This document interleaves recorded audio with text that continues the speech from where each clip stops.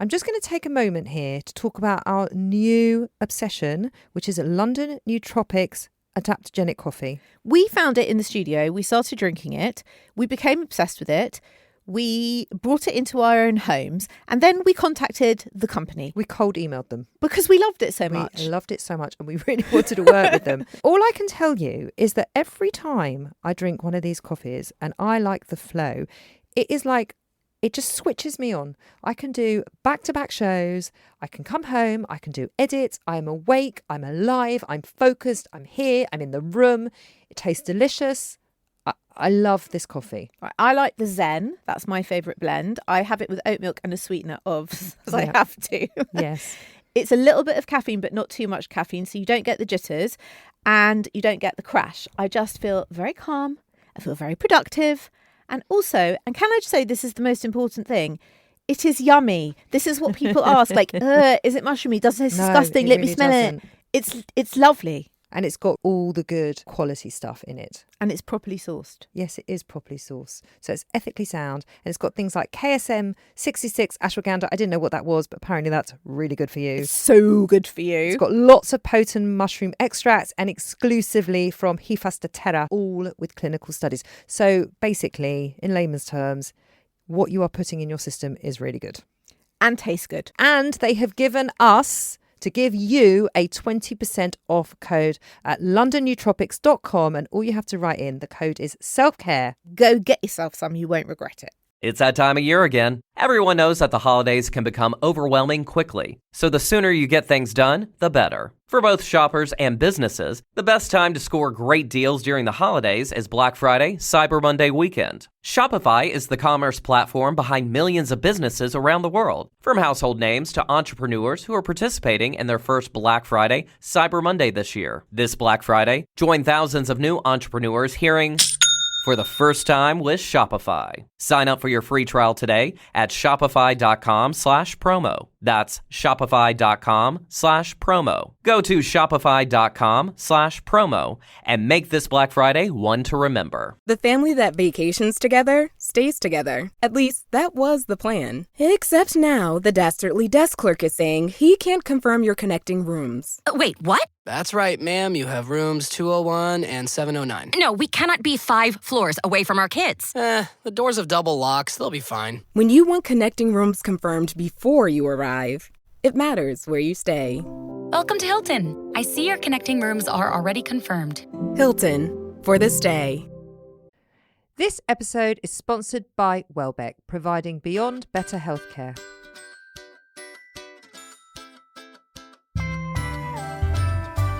Hello, everybody. Welcome to Self-Care Club. I'm Nicole Goodman.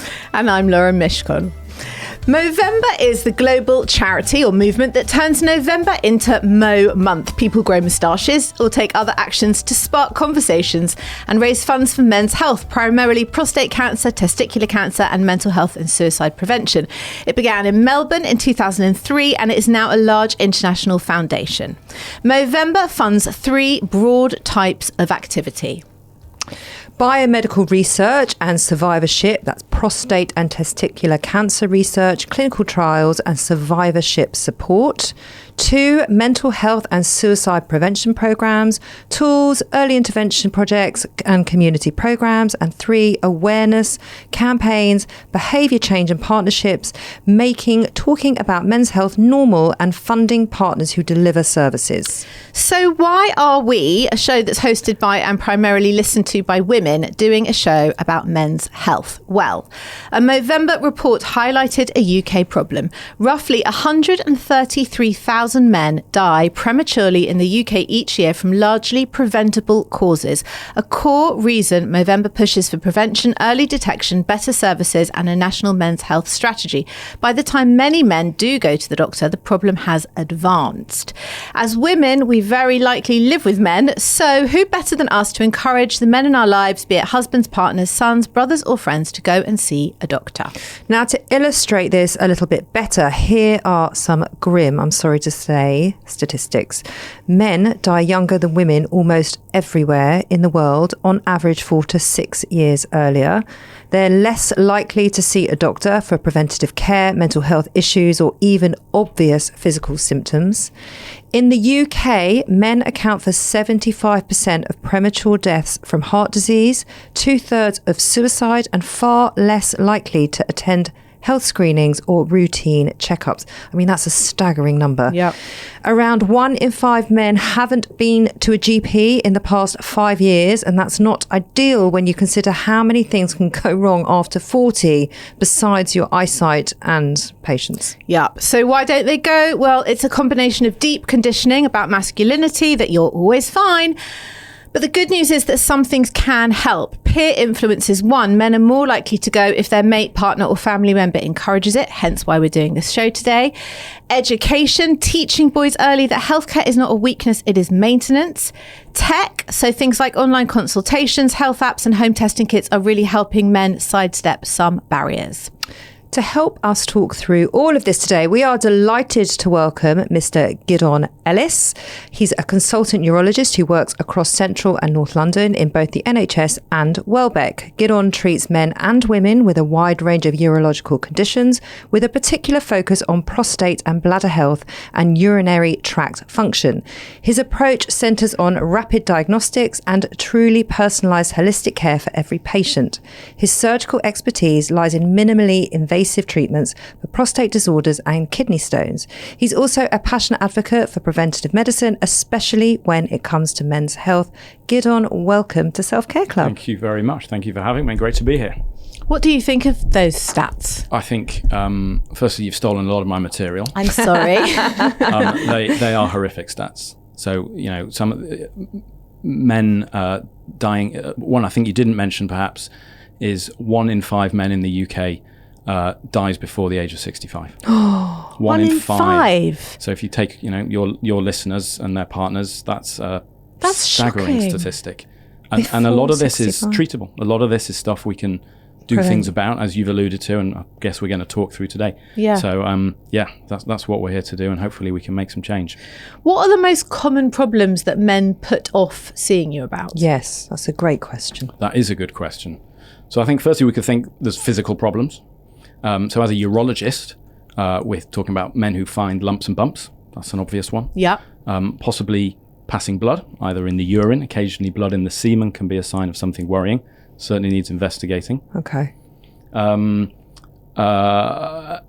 men probably need to have a lower threshold for coming to see a urologist to look at things like prostate cancer. Mm-hmm. So if you've got risk factors for prostate cancer, so obviously being a man, being older, being black or of Afro-Caribbean heritage, or having a strong family history of prostate cancer, you're more likely to get it yourself, and you need to be more proactive in seeking out help to get these things tested. Could we talk about that for a little bit? Because prostate cancer, my guess is that men don't like the thought of going to have their prostate checked.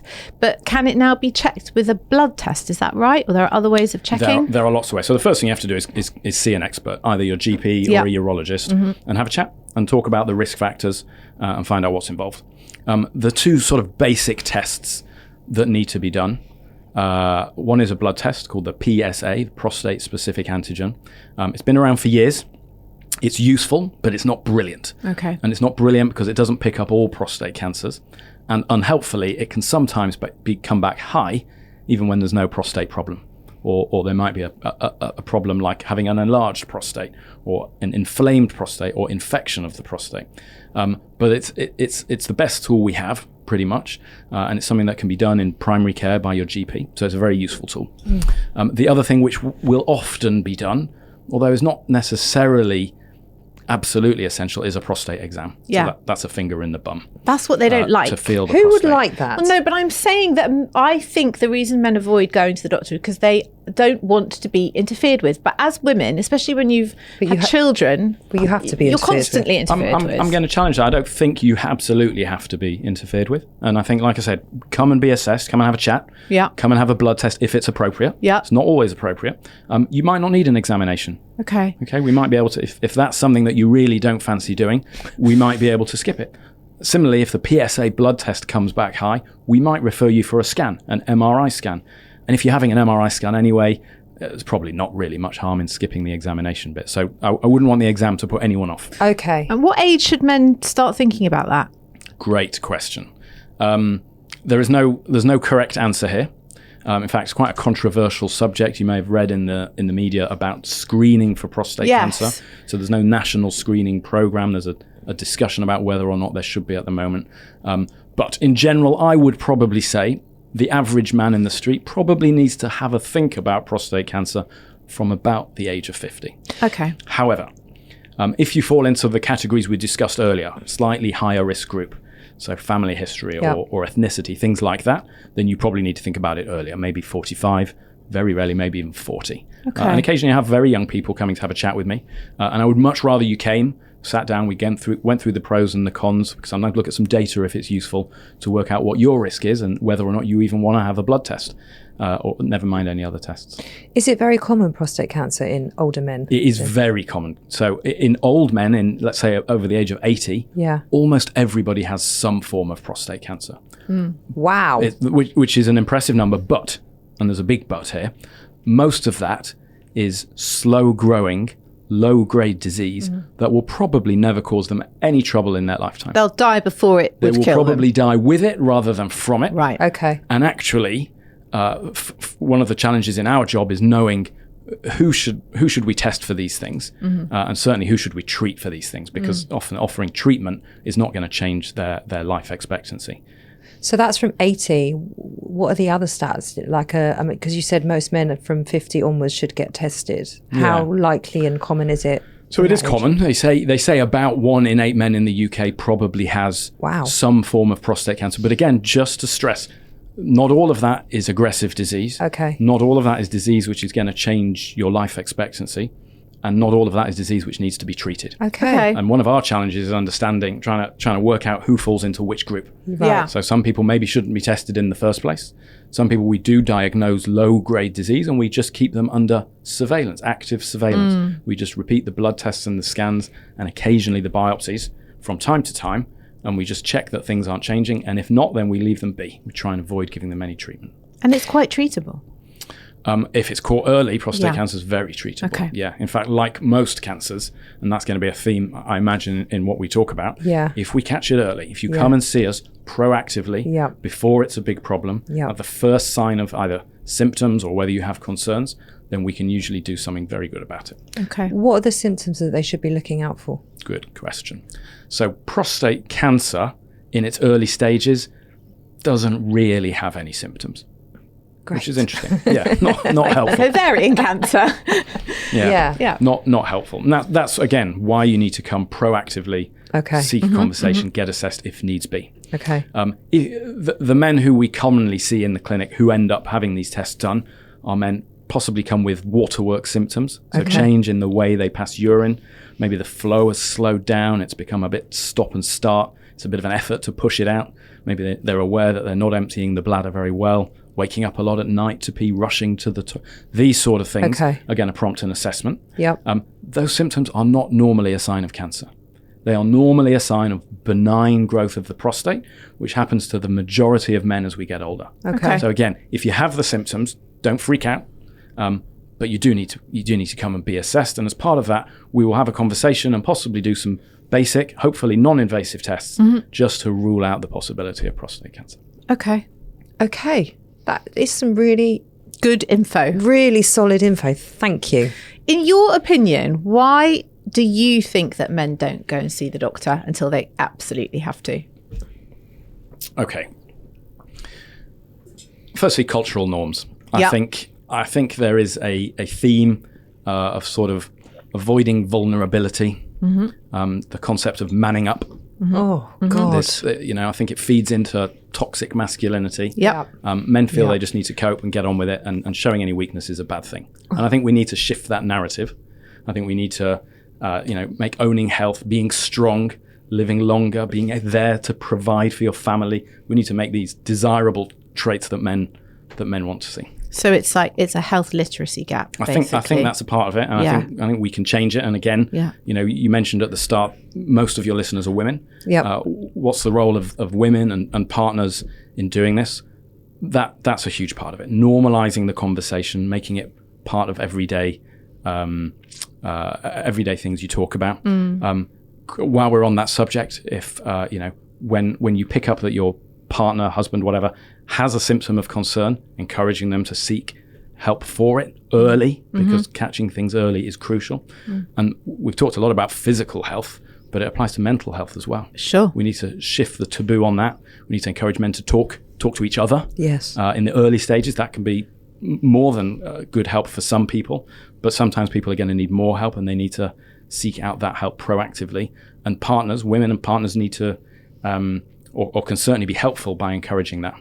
And it's not just partners, actually, is it? It's husbands, it's fathers, brothers, sons, people in the workplace, helping out generally. And sometimes it's vague symptoms, sometimes it's something more specific. I think I mentioned peeing blood. It might be unintentional weight loss. It might be a cough that doesn't go away. Anything low that is, mood, irritability.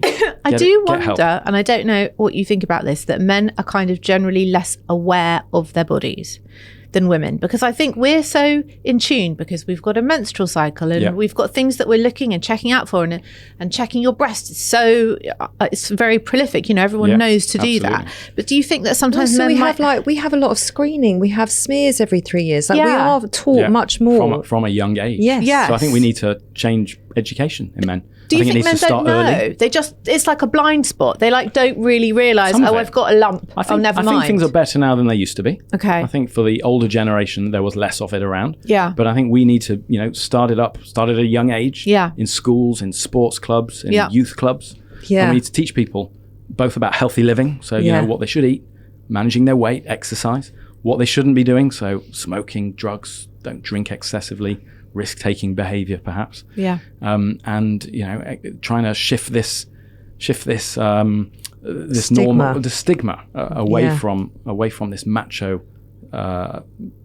It's unhelpful. It's nonsense. But this is why we love working with WellBet, because they're all about preventative healthcare. Absolutely. And there's such a difference between preventative and reactive. Yeah. And so much can happen in that, right? Absolutely. Picking things up early is crucial. Yeah. A lot of stuff we can prevent. Yeah. So again, I'm a urologist, but just with general men's health hat on, seeing your GP or a specialist about blood pressure or cholesterol. Yeah. Maybe if your sugar levels aren't great, you've got borderline diabetes, address it early and we can deal with it. Same with prostate cancer. Testicular cancer is a great example on men's health. If we pick it up early, survival rates are about 98%. Wow. So it's something we can almost cure across the board. Yes. If we pick it up early. But so often we see people who've left it. They've left it and they come late because for a young bloke in particular, and testicular cancer is a disease of young men. Yes. Sort of between the age of 16 and 50 perhaps, that's when you're most at risk. People don't want to admit to anyone that they've got a lump growing on one of their balls. No. It's embarrassing. Yeah. And we need to change that. But if you come forward, we can treat it. So can we talk about big red health flags that men should never ignore? So that any women listening or any men who are listening can be like, oh, okay, that's happening to me. I'm going to go get it checked. Okay.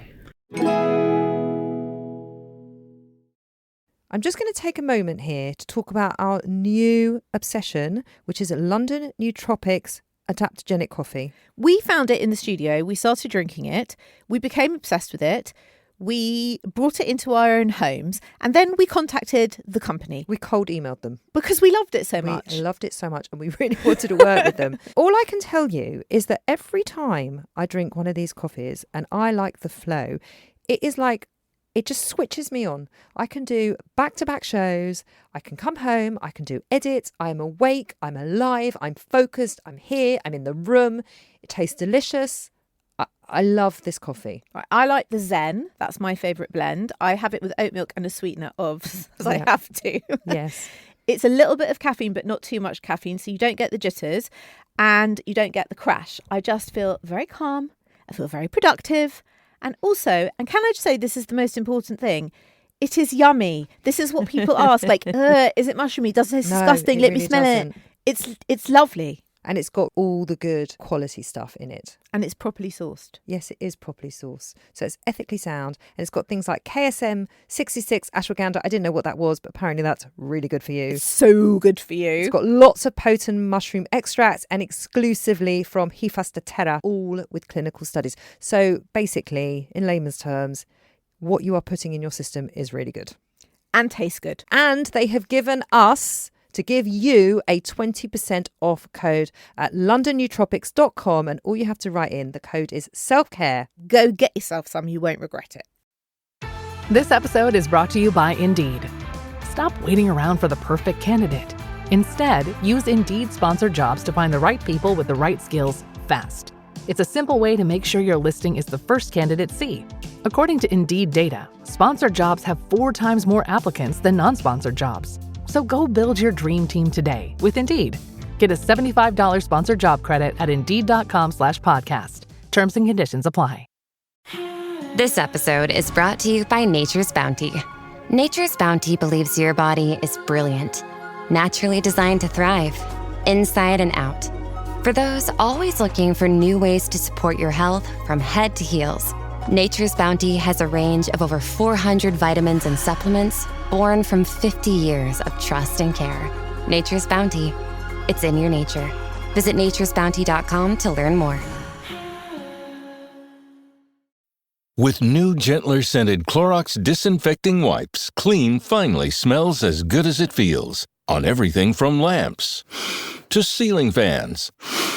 Even on your kid's toy shark. Oh, ouch. Clorox disinfecting wipes. Now available in crisp lemon. Find it on Amazon. Clorox. Clean feels good. So can we talk about big red health flags that men should never ignore?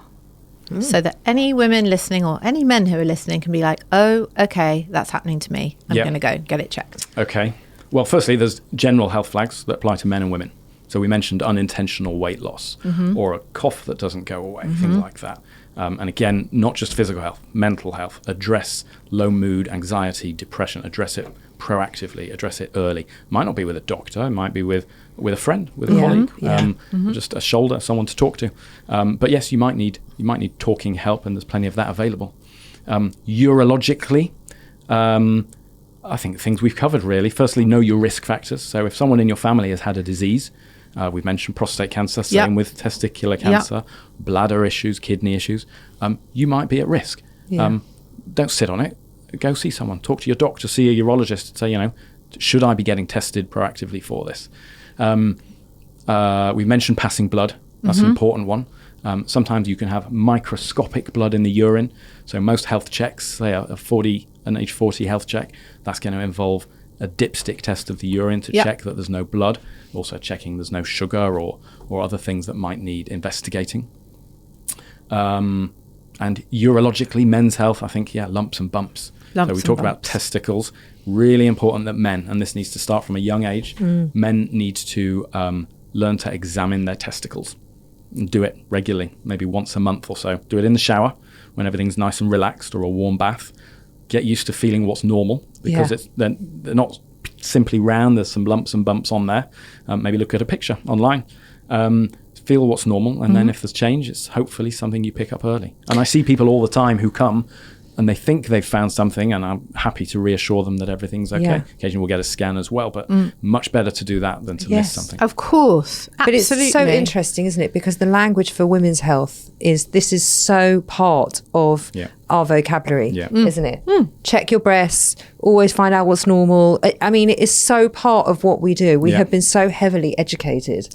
I wonder why that this has just sort of not happened for men. Cultural norms, but I think, things are changing for the better. Good. And certainly, conversations like this weren't happening 10, 20, 30 years ago.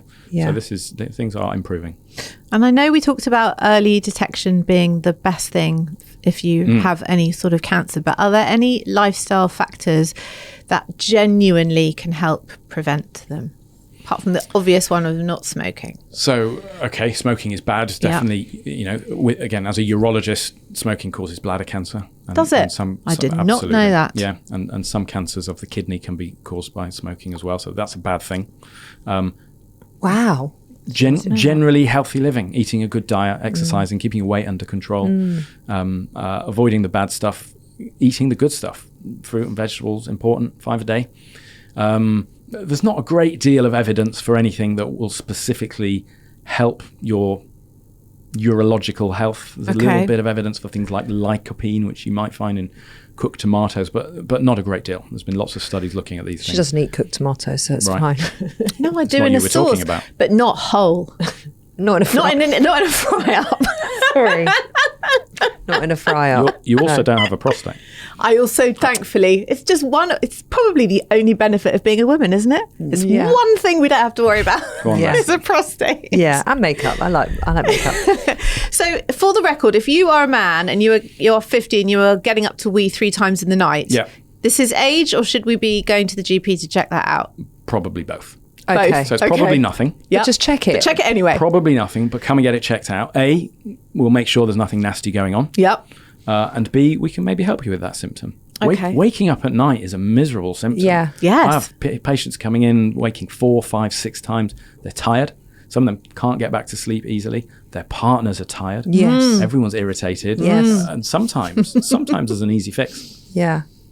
Yeah, well, it creates so many other problems. Absolutely. Doesn't it? Lack of sleep is awful, isn't it? Well, it is terrible. What I like, what you're pointing to, is just the solid foundations of healthcare, of looking after yourself. Yeah. And everything does start with you, right? Just by having a healthy lifestyle.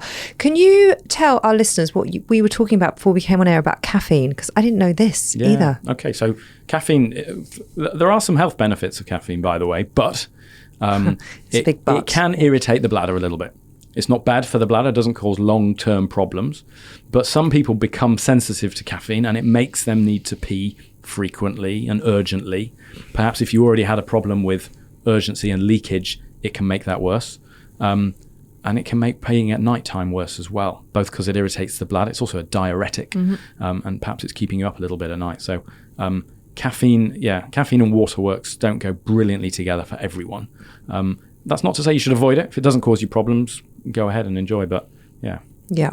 Just a little note, right? Yes. It's good to know that if someone is struggling, then maybe just... That's a real simple fix. If it fixes it's not that simple, but yeah. Sometimes there are really simple fixes. And I sit down and have a chat with someone and they can't believe that, and they walk away with things that really can be life-changing, that are really easy to implement. Yeah. Yeah. Let's talk about mental health a little bit. Do you see a link between physical symptoms and stress or mental health in your patients? Yeah. Okay. For sure. I don't think there's much strong evidence to show that stress, mental health issues cause a lot of these symptoms, but it certainly exacerbates these things. Okay. Absolutely, yeah. And one feeds the other. There's a bit of a catch-22, isn't it? Mm. They absolutely go together. Your physical health, your emotional health, mental health. If one is down, it kind of pulls the rest of it down. Mm. How can partners or friends spot when a man might need some help physically or mentally before he might notice it? Before he might notice it? Well, I think having an environment of honest and open conversation, dialogue about these things. I think if there's years and years of avoidance of within yourself, within your relationship, of hiding these things, then that's going to be difficult. So if you're open and transparent, hopefully, if you don't spot it yourself, your nearest and dearest will. That's one thing. I think partners can help, with healthy living as well, like shared healthy habits. If one of you decides to eat healthily, why don't you do it together? It takes a village. Everything takes a village. That's why, if you surround yourself with 5 smokers, it's most likely you'll be the 6th. Right. Yeah. Right? Exactly. It's the same with the running club. So change the culture within the home, within your environment. Hang out with people that raise your game and hopefully some of it rubs off. Well, Lauren and I are very different in that respect. I'm obsessed with exercise and she always tells me that it's good that I have these people in my life so that I leave her alone. So she leaves me out of it. Yeah, okay. Not for everyone. How do you think, or how do you in your practice, how can doctors and clinics make that first step for men who find it a bit intimidating a little less intimidating? Well, I think this is a really good example. Okay. I think, Welbeck has gone out and is trying to very proactively encourage good health. This month we're talking about men's health and Movember, but I think that's useful. I think a lot of GP practices are doing not quite the same initiatives, but they want to open their doors. They want to welcome people in. Yes. It's possible that accessibility is an issue. If you're open 9 till 5, people might find it more difficult to come. Yeah. Could we change the way we work? Could we take healthcare into the workplace, into the gym, into the sports club? Yeah. Maybe. Can we improve opening hours, maybe evenings, weekends? That will probably help. Can we do more online? There's been a big shift, of course, in the last few years. But yeah, these are all things that could be done. But if we're thinking about general practice, and the NHS is a very, very stretched system. Very. Making these sort of changes is not easy. And but that's not to say we shouldn't try. And if you're feeling anxious and you've got 9.5 minutes to talk to your GP about it, and you've had to wait 2 weeks for that appointment, and it's on a Tuesday at 2:00 and you're supposed to be at the office, it is tricky. I agree, but that shouldn't put you off, because maybe your GP is not going to cure you in 9.5 minutes, but they might be able to help. They might be able to signpost and put you in the direction of resources, that can help, or refer you to someone who might be able to help. So don't let it put you off. The first step is always the hardest, and we'll all think of a million reasons why we shouldn't go. Yes. Just do it. Yes. Just take that first step. Who knows what will happen? Might not help. You might be absolutely right. I think it's more likely that it will help than it won't. Probably. But what have you got to lose? Yeah. That's another good message we need to get out. Yeah, it's true. If you could redesign the men's health system from scratch, what is the first thing you would fix, or what would you fix? I would start men's health education at a young age. You mentioned how women have it totally different. Probably begins with smears. Yeah. I'd start at a young age, primary school, secondary school, sports clubs, that sort of thing, and try and just normalize the conversation. Yes. Not just between individuals and their doctor, for example, but amongst individuals. Talk to your friends about it. And again, not just physical health. I'm feeling stressed, I'm feeling down. Talk to your friends. Develop those relationships, that sort of open culture where you can talk to each other, you can help each other. You've got 3 boys. I was going to ask you, how are your boys with talking about these things? I was just about to say, I've got 3 sons from 21 down to 12, and I'm always surprised at how open and honest. That's so great. Even with you. Very much with me. Great. Physically and mentally. So if something's wrong, they will say, Mum, I've got this, I've got that, I've got the other, and they will show me. I mean, not the older ones now, but they will tell me. But that is good. That's fantastic. I think because I'm very pragmatic and practical about it, there's never any embarrassment, and I've always been like that. But also when I hear the older ones talking to their friends, and they will share that with me. They'll say, I spoke to La today. He sounded a bit depressed. So I said I'd go over and talk to him. And it's that's what we're talking about. It's just a completely different culture.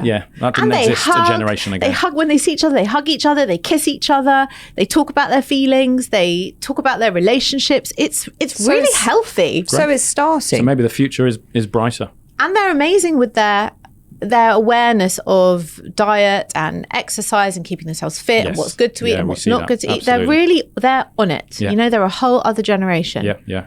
And that's so great. It's amazing. It is amazing. My daughter's doing PE GCSE, and she came home telling me about a healthy diet. She actually came home. I love that, because you don't know and haven't been doing that for 25 million years. It wrong. Yeah. Go on. What did you learn? What doesn't she like? No, she was just talking about fruits and vegetables and why they're so important. I was like, well, I have been saying this since you've been 3 years old, but it's great that you're learning but this she now. needed to hear it from someone else. Yes. No, she hasn't eaten it. Remember the broccoli on your plate at nursery. Well, but it goes to show, just having it at the home might not is probably not enough for most people. Well, it's just mum being annoying and nagging. Mums are annoying. But it being in the curriculum and her talking about it with her friends is helpful. It's a multi-pronged attack. Do you think that often with this sort of thing that health campaigns are reaching the right audience, or do you think sometimes we're preaching to the already converted, the worried well? I'm sure there's an element of that. But how do you reach the other people? Well, first we've got to start somewhere. Yeah. This sort of thing is great. This is, the podcast didn't exist, I don't know, 5-10 years ago. Yeah. What is the one myth about men's health that you wish would die? I mean, I wish people would, the fear, the stigma attached. The first thing we talked about, the first question you wanted to ask me, I think, was about men getting an examination. Yeah. They're terrified of it. Yep. And it's not that bad. Okay. And often you don't have to have it if you don't want. I mean, there's ways around it. So that could do with going, couldn't it? We need to get rid of that. I think that is good information to know, because I think there are a lot of men who would put off going to the doctor because of that. And if they're told you might actually not have to be examined, actually, maybe you can have a blood test and you might not need it. They might go, okay, I'll go then. Yeah. I agree with that, because that would be a real sticking point for some men. Yeah. So we've just taken that away from you, all the men that are listening. Yeah. What do you do for your own self-care? I try and eat well. I try. I'm not always great at it, but I try. Well, I was very impressed that you told me you've given up caffeine. So that's a big tick from me. Largely, yeah. Well, I'm not encouraging everyone to give up caffeine. There are definitely health benefits, and only give it up if it's causing you problems. Exercise. I like exercise. What do you do? I do a lot of, I've got a busy life, as you can imagine. Yeah. I also have 3 kids. So exercise is great, not just for physical health, but to clear your head and just escape and just, so that's good. What do? I run a little bit and go to the gym a little bit. Nothing very impressive. Lauren said that she would stop working with me if I didn't exercise. I would have to. It would not be. Why? What would happen? You wouldn't want to see it. I rely on it very heavily. Well, there you go. For my mental health, without a doubt. So are there people who, struggling with mental health and they need to start? Yeah. But the irony is, when you're in that headspace, the last thing you feel able to do would be to get up, go for a run, go for a walk. And these things are free. You don't need to pay a gym membership to go for a walk. And with all these things, it's like you say, just taking the first step. Just go do it around once. the block. You do not need to run a marathon. You do not have to sign up for a 10K. Put your trainers on and just tootle around the block and just do it once. Don't overdo it. Just that's it. It's such solid advice. That's how the Couch to 5K was designed. Absolutely. Because the guy was heartbroken, lying on his couch. He couldn't get up.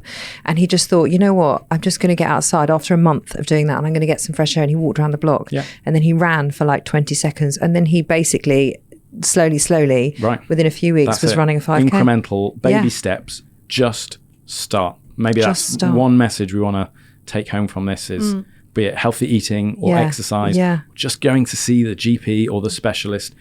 Don't worry about it. No ifs, no buts, maybes. Just start. See what happens. What's the worst thing? Lovely. Yeah, I love that. Is there anything else you want to share with the listeners? Any very important health tips or info that you think we haven't covered that you think they should know?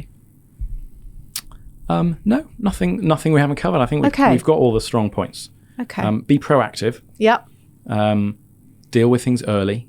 Don't shy away from it yourself, physical and mental health, and your partners. Keep them engaged. Look out for them when they're having difficulties, and encourage them to seek help when it's needed. Baby steps. Just do it. And also, I think a really important takeaway here is the prognosis for early detection of testicular cancer is brilliant. It's brilliant, but it's not just testicular cancer. It's every cancer and lots of other conditions as well. We've mentioned diabetes and blood pressure, and those things cause heart disease. Deal with them early and you can prevent so much of this. Leave it till late and it might be a much, much more tricky situation. Yeah.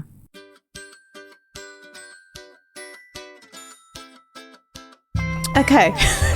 Thank you so much for being here. It's been a real pleasure. Thank you for bringing your expertise to the club. We really appreciate your time. We know you're a busy man, so thank you so much. Thank you for having me.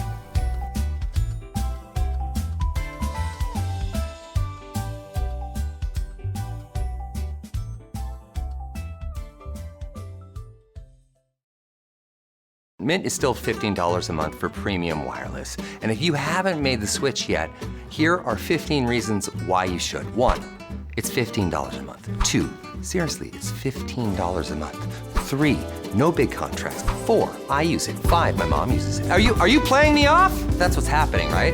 Okay, give it a try at mintmobile.com/switch. Upfront payment of $45 for 3-month plan, $15 per month equivalent required. New customer offer first 3 months only. Then full price plan options available. Taxes and fees extra. See mintmobile.com.